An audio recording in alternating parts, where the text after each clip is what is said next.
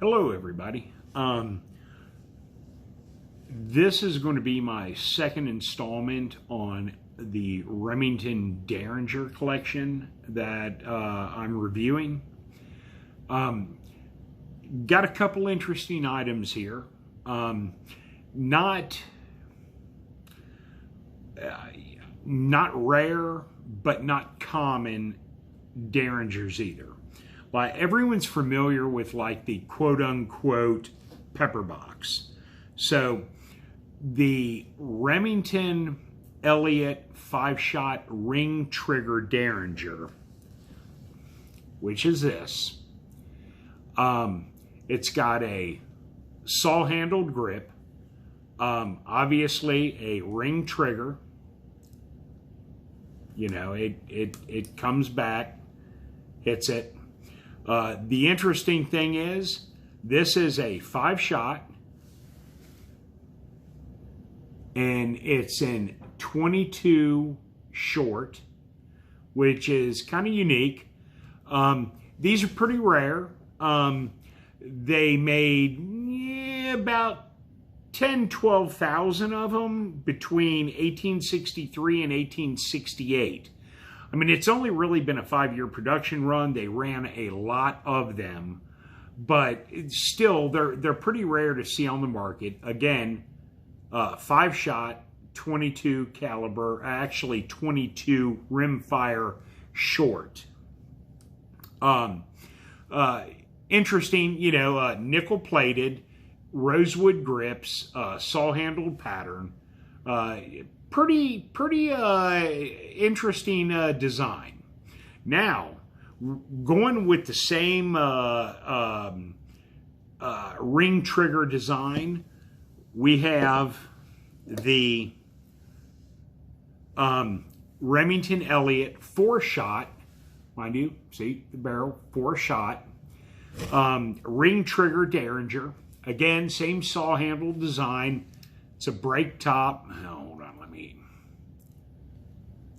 You know, oh, come on. There you go. You have to, it's a break top design. 4 shots. And this particular model is in 32 rimfire short. You know, oh my goodness. Unique Derringer. Actually kind of common for the time. Prior to Remington going into bankruptcy in 1888, they made like 18,000 of these. These were very popular vest pocket Derringers. This particular model was made between 1863 and 1888. Remington, when they went into bankruptcy in 1888, got rid of a lot of their different models that they made, and then they came out with just basically the standards because they just couldn't continue making all these different crazy variations that they made. It's a bankruptcy thing.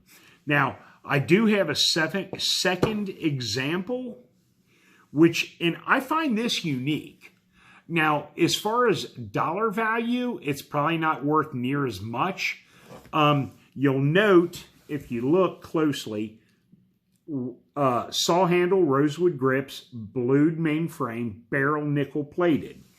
Now, however, the serial numbers on the frame and the barrel were different. So this is basically a 4-shot Remington-Elliot ring trigger Derringer that basically has been made into one solid functional gun from 2 different guns. It's unique. Again, they made approximately 17,000 of these revolvers over a short period of time. And with most things, I mean, who knows when this was done, but basically they had 2 different revolvers. One had a bad upper, one had a bad lower. They cobbled them together, made one solid operational firearm. What I do want to say, which is really unique with this is, and I don't know if you can see it on the video, the firing pin mechanism on this particular gun is a rotating mechanism. It's a circle with a protruding firing pin. It's a Rimfire Derringer. So what happens is every time you pull the trigger on this, the wheel rotates, and it rotates from like this barrel to this barrel to this barrel to this barrel. So you have a wheel that rotates every time you pull the trigger. So basically, let me see. Okay, go forward, fire, forward, fire, forward, fire. And I'm not going to continue to do this because this is an antique firearm. Even though it's in great shape, it does work. But basically, it's, I don't know, do you want to call it a semi-automatic Derringer? I guess you technically could, because every time you run the ring forward, pull it back onto the trigger, the firing mechanism rotates and it fires. So, I mean, it's kind of like a semi-automatic 4-shot Derringer. I mean, you know, something that's made between 1863 and 1888. Very unique, very cool. Now, this particular Derringer I'm going to show you is really, from a point of view, it's not that exciting. It's what they call a Mississippi design. It's a single shot. It's 41 rimfire short. Basically, you cock the hammer. It's kind of hard to see on video. You drop, and I mean a 41 rim caliber short is a really short round. You drop the round in there, and you basically pull the trigger, it fires. This is an exceptional piece. The bluing on it is pretty, I'm going to call it mint for the age. This thing is kind of a hard to find Derringer. It's not exciting. It's not like high speed, low drag. It's a single shot. It's not really cool to look at. It doesn't, I mean, it's just not a super cool design, but they didn't make a whole lot of them in the period. I mean, they made like 8 or 10,000 of them. And again, you know, we're talking about a period from the 1860s to all the way up to 1888, which is not a lot, but there's not a whole lot out there. I mean, there are, but I mean, considering the amount they made, there's not a lot of surviving models. This is pretty scarce, and it's very collectible. A lot of collectors want this model. It's, again, it's, I mean, I've got a big hand. I mean, you can see in my hand. This thing is not big. This is your typical Mississippi gambler vest pocket Derringer. You put it in your vest pocket. If you run into a problem, some guy's cheating you, you think you're being wrong, you pull it out, boom. I mean, the accuracy is not going to be great, but, you know, from across the table, it's going to do the job. So with that, this brings us to the last model we have in this particular series. And I love this Derringer. This Derringer is amazing. It's a Remington Rider pocket. They call it a Remington Rider pocket revolver. Now, mind you, it's not actually a revolver by today's modern standards of revolver. However, when they made this gun was made between 1860 and 1868. They made this Derringer for 8 years, and they made over 100,000 of them. I mean, these things were top quality, but they weren't for the poor average guy. These guns, they cost a little bit more. They were designed for the guy who had a couple of bucks in his pocket. But this is the Remington Rider pocket revolver. Now, let me tell you what's interesting about this gun.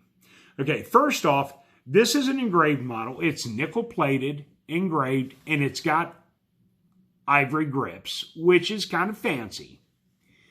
Now, what makes this particular gun unique is it's tube-fed, like the Henry, like the Henry rifle of the time. So you take the tube, you pull it out, and the caliber was 31 extra short rimfire. And I'm telling you, 31 extra short rimfire, I mean, that thing is short.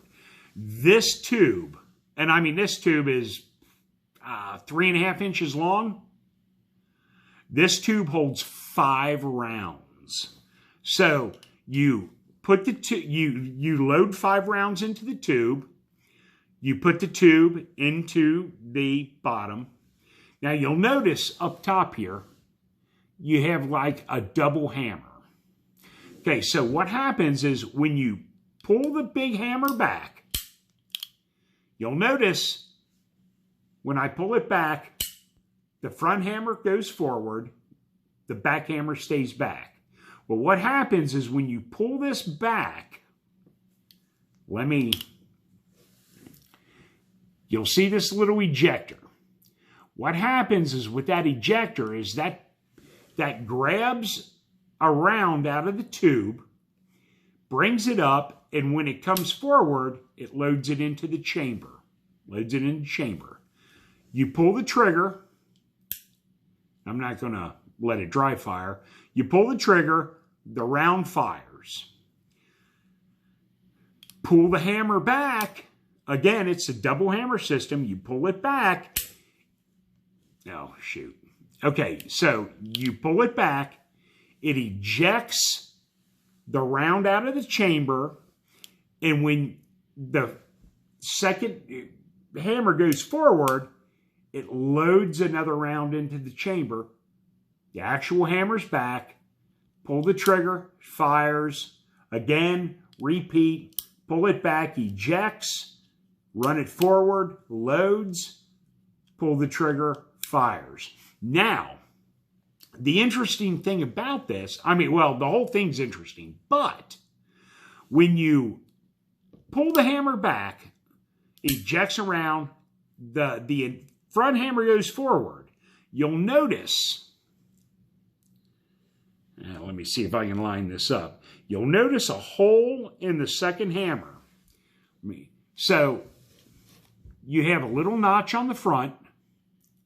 So if you want to aim,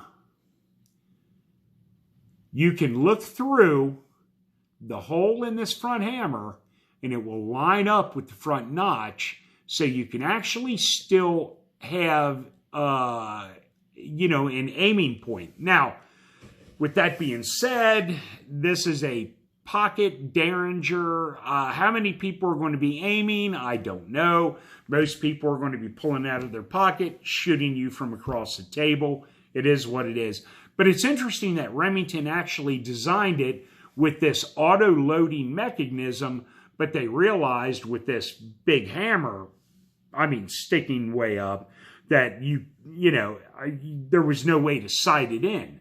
So they drilled a big hole in the hammer so you could see the front sight. And from what I understand, and mind you, 31 extra short rimfire is almost impossible to find, and if you do find a box of it, it's several $100s because it's collectible ammo at that point. So who knows when the last time this revolver was fired? I've never fired it, but from what I hear, the hole through the first hammer and the front sight makes this gun actually somewhat accurate. Again, It's got a 3-inch barrel on it, so, I mean, it's only going to be so accurate. It is rifled, by the way. So, this is a really, really unique piece. They're quite collectible, just because of the tube-fed auto-loading mechanism.